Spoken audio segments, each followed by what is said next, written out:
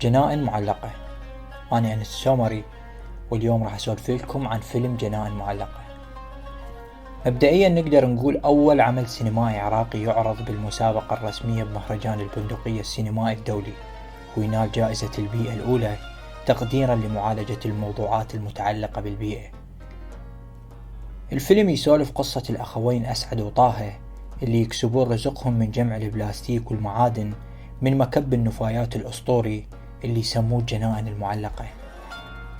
يتجه أسعد مخاطرا للتجاوز على مكب نفايات الجيش الأمريكي، فيلقى الدمية المطاطية سلوى، فيقرر أخذها للبيت وامتلاكها، وبعدها تبدأ الكثير من الاختبارات والتحولات بحياة الأخوين.